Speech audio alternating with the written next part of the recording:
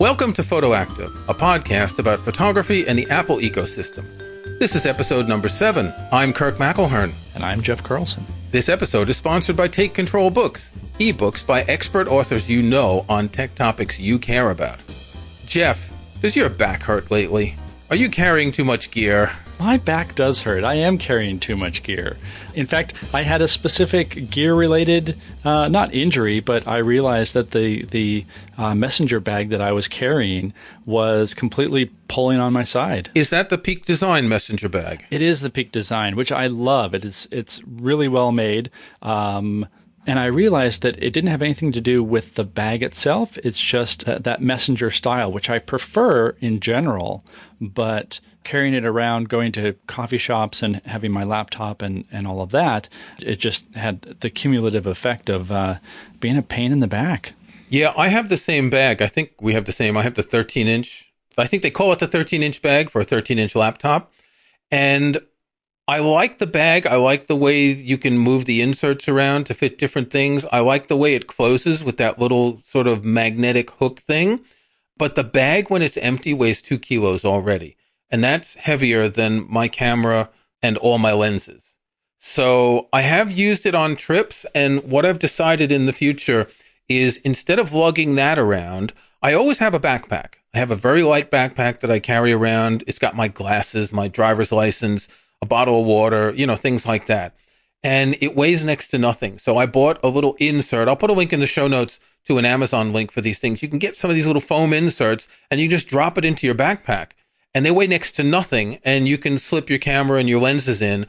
And I realized I don't need to have a separate bag because it's 2 things to carry around since I've already got the knapsack.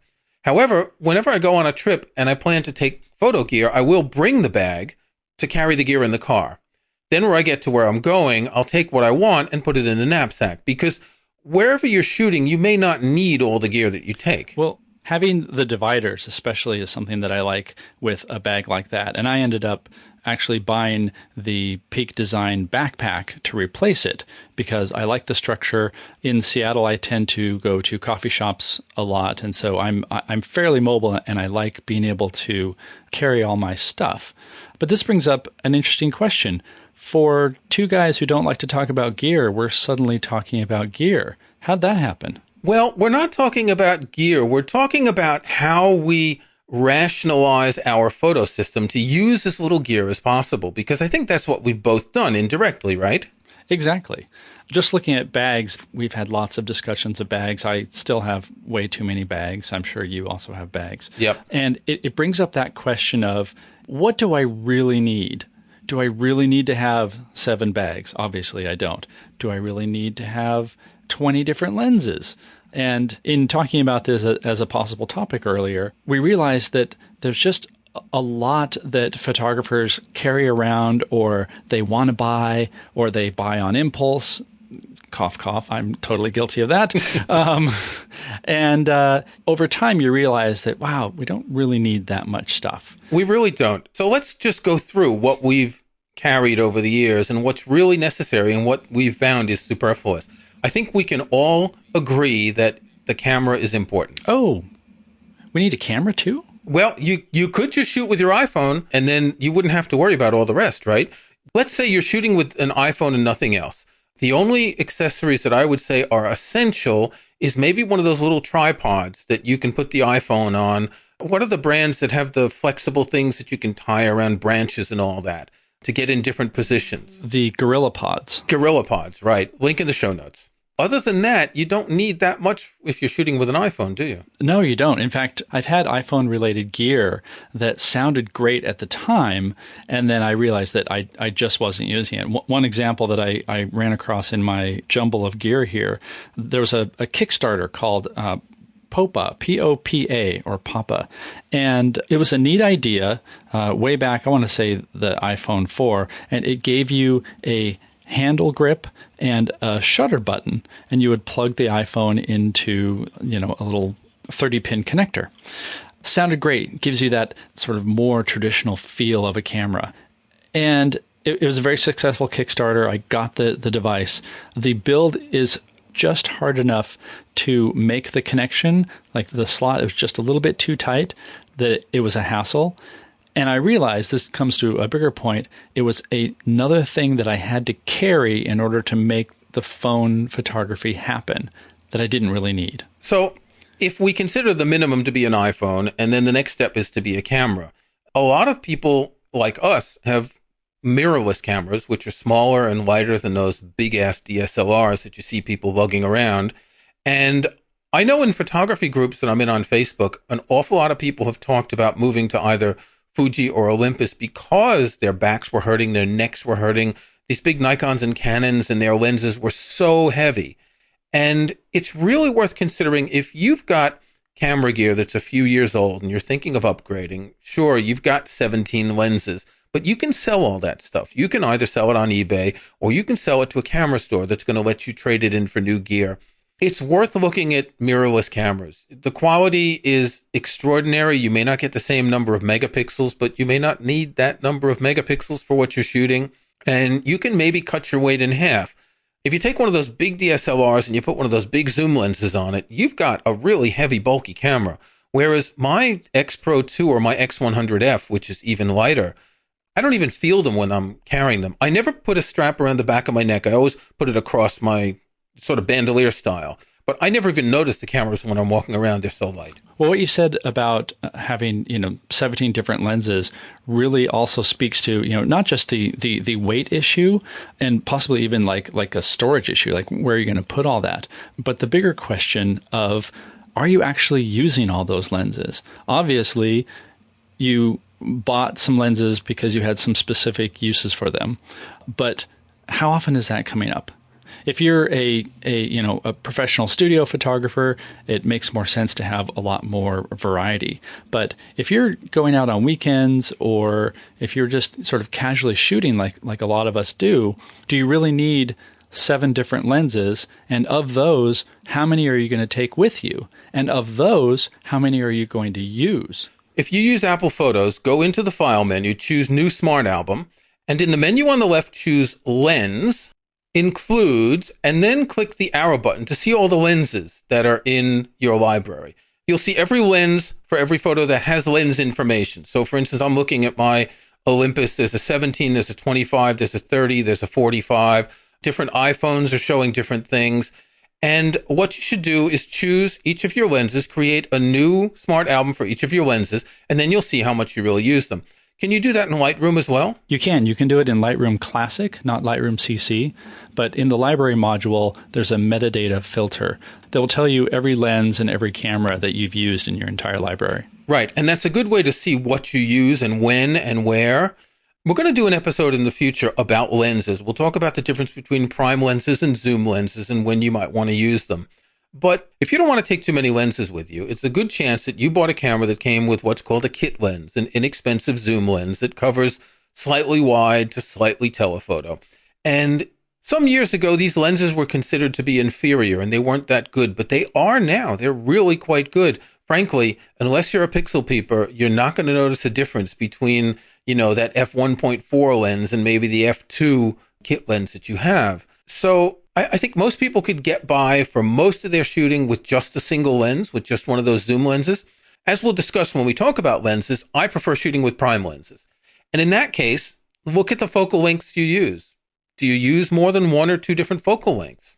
Do you use 1 or 2 and maybe you want a telephoto at some point? Maybe you can stick that telephoto, leave it in the trunk of the car until you absolutely need it instead of carrying it around all the time. Do you have any specific lenses that you thought were going to be great that you just got rid of or found yourself not using? Well, I moved from Olympus to Fuji earlier this year, and I had a half a dozen lenses, and I used all of them roughly about the same. The only one that I didn't use much was a 40 to 150 zoom lens. That's 80 to 300 millimeter equivalent and 35 millimeter equivalent.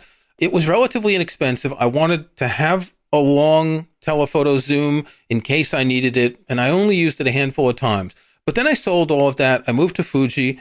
I've got the X100F with a fixed lens. I've got the X Pro 2, and I've only got 2 lenses for it. I've got an 18, and I've got a 35. So those are 27 and 50 millimeter equivalents. And I just ordered a 55 to 200 millimeter zoom lens to cover the long end. But when I was using the Olympus, I really was using the 5 lenses or so regularly. I like macro photography. I like shooting flowers. So I had a specific Olympus macro lens. I like the sort of short telephoto. So I had a 45 millimeter Olympus, which is a 90 millimeter equivalent, and I would walk around with that a lot. So I did use the lenses fairly often, but those lenses are small and light. None of them are big and heavy. Olympus lenses are particularly small. They're smaller than Fuji lenses. That reminds me something that we've mentioned before on the show, that if there are lenses that you are interested in, by all means, rent them first. Someplace like Lens Rentals makes it really easy to do this online.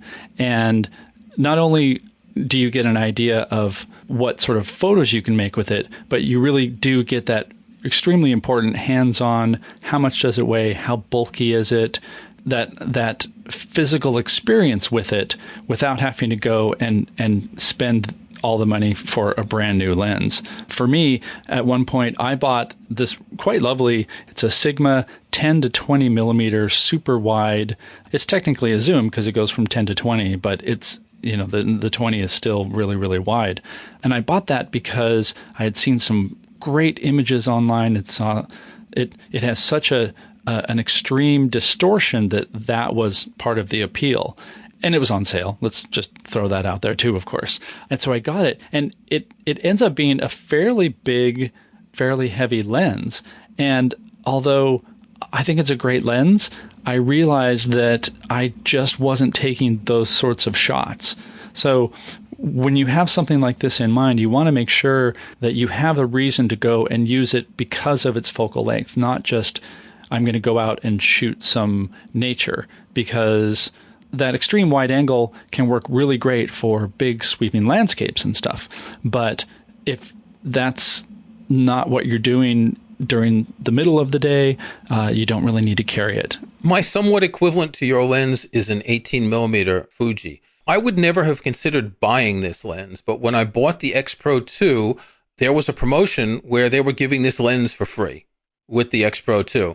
I had been planning to get the X Pro 2, so I jumped on this. It's like a 400 pounds lens, and I've used it a few times, and I really, really like it. So it's a 27 millimeter equivalent, which is wider than what I'm usually comfortable with. But when I have used it, I've liked it. In fact, I'll put a photo in the show notes, which was probably the first real picture I took with this lens.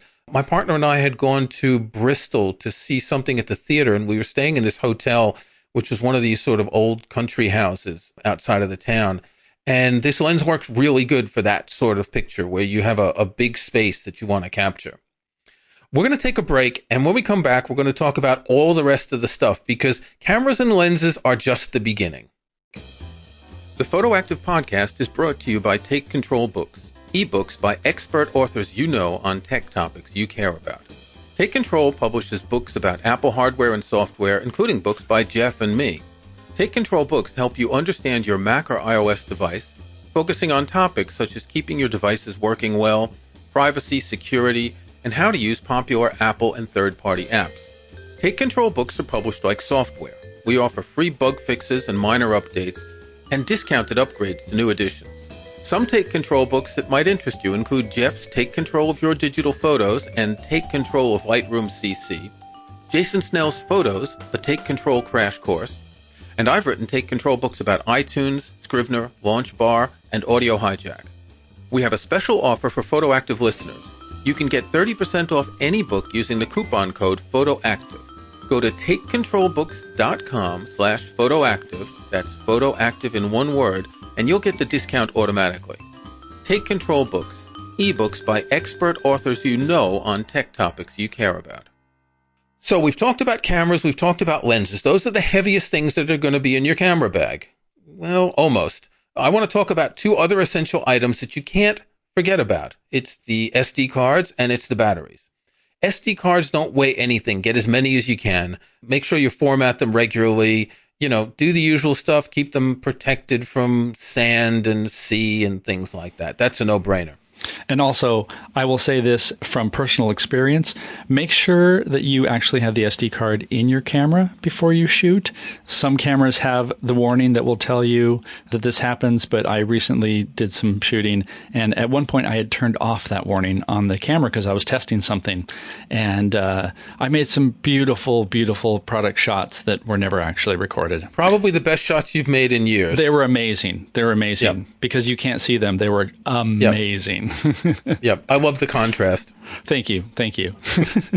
So the second thing is batteries. Now, the thing about batteries is, I don't know, my cameras, I think they can get 200 to 300 shots, but this is variable. Depends on how much you're looking at the back screen, depends on how much you're keeping the camera on when you're walking around.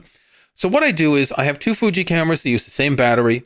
I have 2 extra batteries. I have a little charger that connects to USB that I can charge them even in the car using a car adapter to that thing that used to be for a cigarette lighter. And I always take with me a little portable battery pack, whether it's to charge my camera batteries or to charge my iPhone or anything else. I always have a battery pack.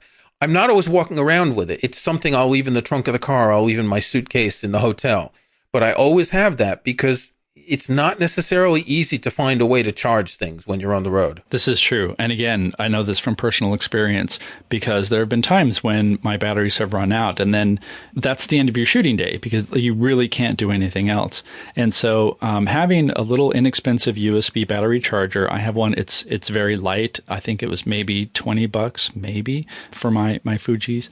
And pairing that with a little battery charger literally allowed me to take shots. For example, when I was in New York recently, we were walking across the Brooklyn Bridge, and the sky was amazing. It was a fantastic sunset, and I was out of battery. But I had this, and I had a little charger so that I could charge my phone if I needed to.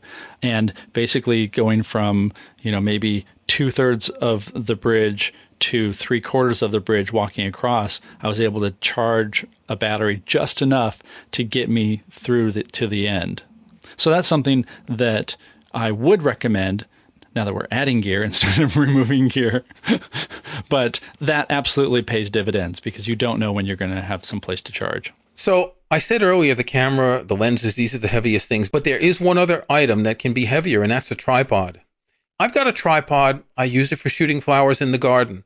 I may take it on trips someplace, but I'm not going to lug it when I walk around. And now, if I'm on a hiking trip and I absolutely need to take long exposures, or I know I'm going to be shooting at dusk and I need to take, half-second exposures, I'll bring the tripod. But I think it's one of the first things to say you probably don't need. And there's always the option of taking one of those small, what was it? GorillaPod, which is flexible. It's quite light. They're only about 6 inches tall. And instead of putting it on the ground, you wrap it around a branch, you put it on top of a car, you stick it on someone's head. You can put it pretty much anywhere. I have a GorillaPod. I like them. I find that they're a little bit too fiddly sometimes just to try to get them in the right position.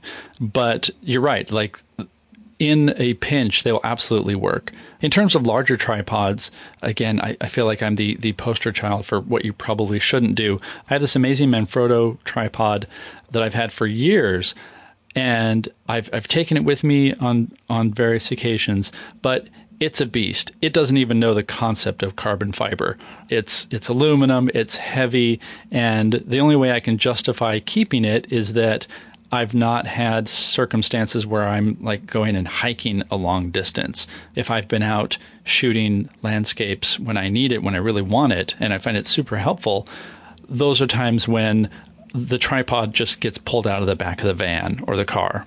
But if you do anticipate that you're going to be hiking, you're going to be moving a long ways, it's absolutely worth spending the extra money for a lighter, sturdier tripod rather than getting something that is heavier and cheaper and also could quite honestly fall apart. Another option is to get a monopod.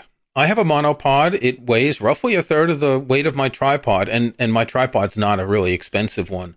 It's really quite light, so if you're on a long hike, you might be able to just stick that on your backpack, and you really won't feel the weight too much. Obviously, it's not as stable as a tripod, but I think that if you've got a camera where you can go to high ISOs and you're not going to be shooting really slow, it gives you enough stability. And what you can do is you can try like leaning against a tree and putting the camera on the monopod. So there you've essentially got 4 legs. You've got the one of the monopod, your 2 legs in the tree holding you stable. It's not going to be as perfect as a tripod where you can just put the camera and walk away and then maybe even use a remote shutter release. But it is a good option if you think you might need stability, but you don't need that total stability. So far, we've been talking mostly about weight, and I also want to bring up some things that I thought I would use all the time and just never did. So, for example, I no longer put a UV filter at the end of my lenses. The conventional thinking is having that filter on the end of your lens doesn't help so much in terms of blocking UV light, but it is protecting the glass of your lens. So if, heaven forbid, the lens should drop, the camera should drop, what ends up breaking is the filter. And I've had that happen. The problem is so many of the UV filters are inexpensive, which is good in terms of your pocketbook, but the glass could introduce a little bit of distortion, or sometimes if you're pointing at a light source, you'll get like a double, sun flare, for example. And so at one point, I just decided to be more careful with my lenses and not have one. You're a heathen. I will not use a lens without a UV filter. I don't buy the cheapest ones. The thing is, when I'm taking pictures, I've often got my camera slung over my shoulder, like bandolier style, and I'm not able to be that careful when I'm walking through a town, a city, there's people around. I'm not able to be careful enough that I can be sure to protect the lens. I don't like using a lens cap. I don't like the hassle of having to put it on and take it off. So for me, the filter is essential. But this is going to be a topic for a show where we will talk about all sorts of filters, and we will talk about the great UV filter controversy. Now, when we're talking about filters, we're talking about a few grams each. They're not heavy. Of course, having one of those filter cases, the sort of foam Velcro-y cases with 10 or 20 filters, that starts taking up space and weight. On a related subject, if you're talking about filters, there are neutral density filters that you can get that either screw on to the end of your lens if it matches that size. But there's also some great systems where you basically screw on a mount and then slide in sheets of glass that provide the neutral density light blocking. But of course, you're really only going to use those if you're shooting something with a longer exposure, hence the need for a tripod. So in introducing one element of gear, you've introduced another. That's exactly it. Although, again, if you are out shooting landscapes a lot and you find this to be useful, then by all means go and do it. And I was very tempted to get one of these systems. However, it's a bunch of different pieces. You have to, protect the squares of glass. They tend to be quite heavy. And expensive. And expensive. And so for neutral density filters, I just have a fairly inexpensive set that just screw onto my lenses, and I find that to be perfectly fine. So when that gear acquisition syndrome kicks in, that I'm sure everybody is familiar with, you will see somebody who made amazing images, and they made it with this great filter. It's okay to enjoy that, take a big deep breath, check your bank balance, and then say, I don't need that. I can get by with something else. Well, the person who took those photos might also have an assistant who serves as a Sherpa who carries all the stuff that they use. That's important to remember. Some of these pro landscape photographers probably don't go out alone. So in terms of other gear, the one thing I consider essential is some lens cleaning tools. I like that thing with the bubble that blows the air and the little brush at the end, and, a couple of microfiber cloths. I think that's a minimum because you're always going to get dust. You're going to smudge your lens. And particularly if you're not putting a UV filter in front of it, you're smudging the lens and not the filter. I don't feel bad when I clean off the smudges on my UV filter with a t-shirt, but I don't want to do that on my lens. I have a whole bunch of little pocket wipes. I bought a box at Costco, and you throw 20 of them into your bag, you lose half of them in the bottom of the bag, and then when you need to clean your lens, you just dig and realize that there they are, and you can clean right away. It's something that I tend to forget about until I turn my camera around every once in a while. This is important. Turn your camera around. Look at your lens. See if something is big and smudged, because you won't necessarily see it looking through the viewfinder. And then, of course, when you're home and you realize that now you have to do a whole lot of healing repair in Photoshop because you had a giant hair sticking to the end of your lens or something like that. So one area that can engender a lot of gear weight is lighting. If you do a lot of night shooting, or even if you're doing landscapes like in a forest, you might need some extra lighting. You'll need a flash. Flashes are heavy. They need batteries. The batteries need to be charged. You need spare batteries. And then maybe you want to do some special effects. So you need gels and you need stands for the light. I mean, this can go on forever. I actually bought a flash a couple months ago and I haven't really used it yet. I've never been a flash photographer, but I bought it because I wanted to try it for shooting flowers. What I did find really useful is a set of really cheap reflectors. I think this cost £6. It's got white, black, gold, and silver. And they're kind of folded up in a cheap case, and you open it up and they pop out, and you have to figure out how to fold them up again to put them in later. But using the white reflector, I tried shooting some flowers a few weekends ago. I did this indoors with natural light coming from one side, and I used the reflector, and I was moving it around, and I was experimenting with light, learning how to use it.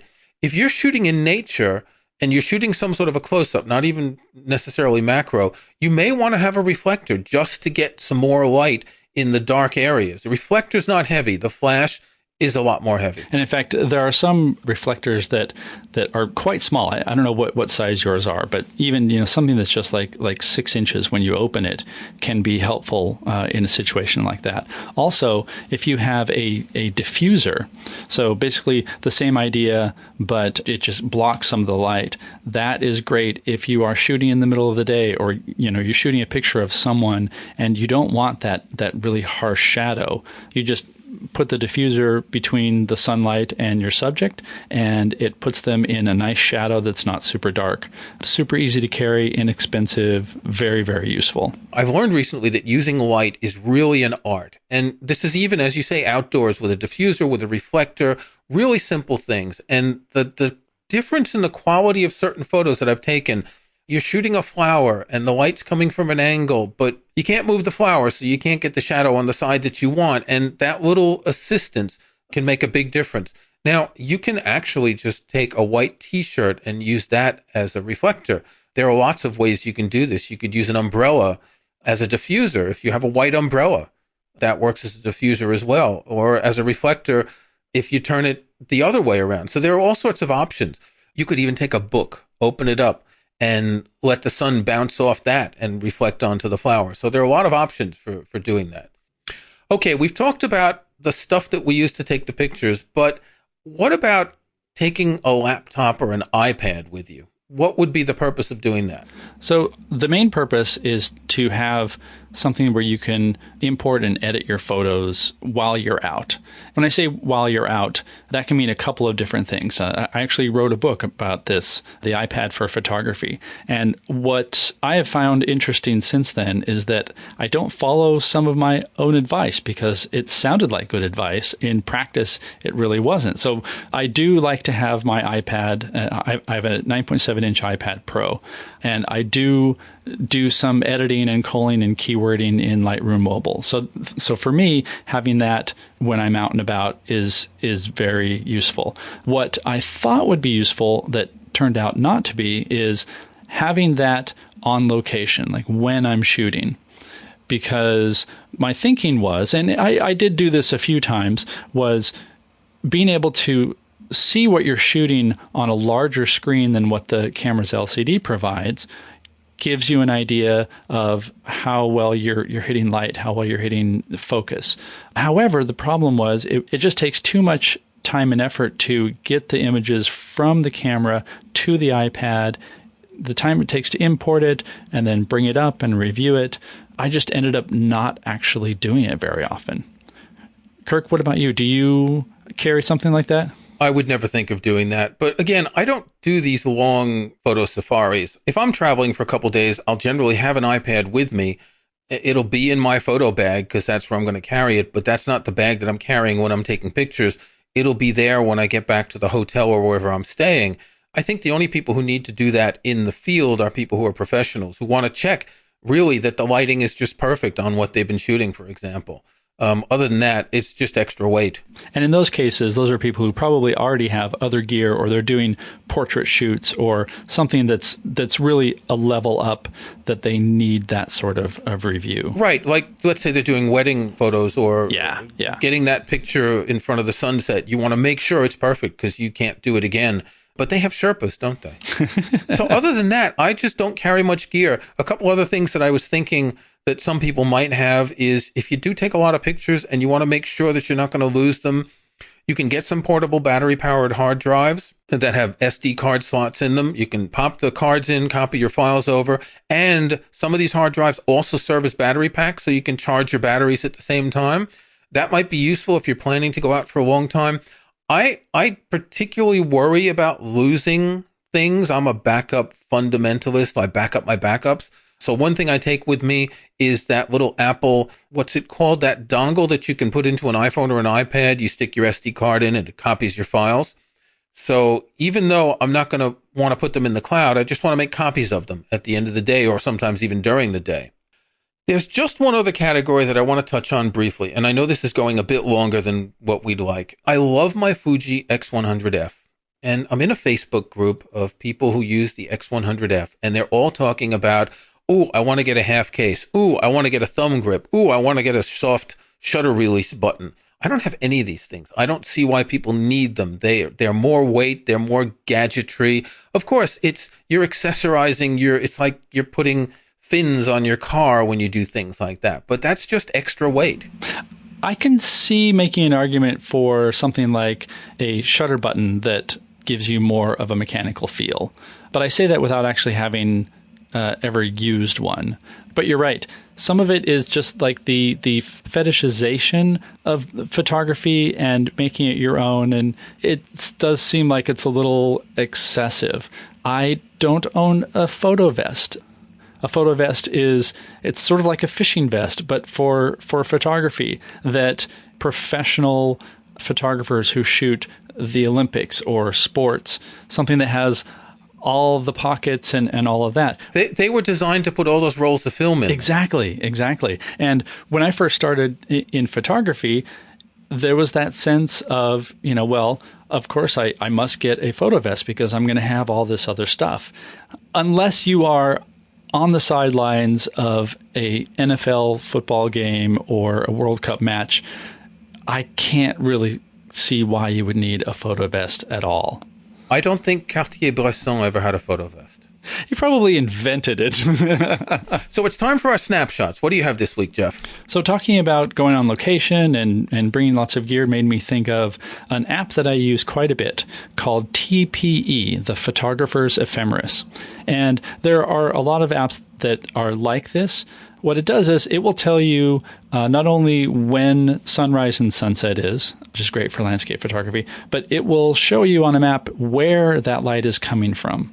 So you can say, all right, I know that sunset is at 6:57 p.m. and the golden hour is going to start 40 minutes before that, and it's going to be in that corner of the sky. So you can plan on where the light is going to be and where it's going to be striking. So if you're in a specific area and you want to get the light against the cliff, you'll know what time the light is going to be best against the cliff? Is that it?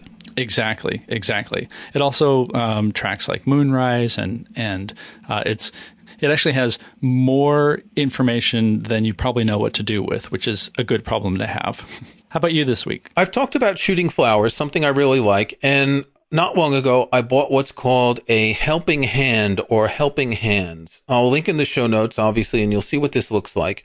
It has a heavy metal base, and then it has a crossbar, and on each end of the crossbar is an alligator clip. Now, these are initially designed for things like soldering or doing crafts. You can also use them to hold flowers or anything else you shoot in macro photography.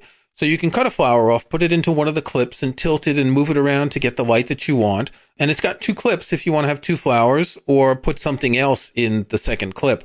This is not something you maybe want to carry around, but if you are doing specific macro photography outdoors, you probably do want something like this in your bag because it will save you a lot of trouble. Even if you don't cut a flower off, You can maybe position it in such a way that the alligator clip is holding it away from what's getting in the way, so you can still take a picture of a flower without killing it. This is relatively cheap. I paid £4 for mine on Amazon UK.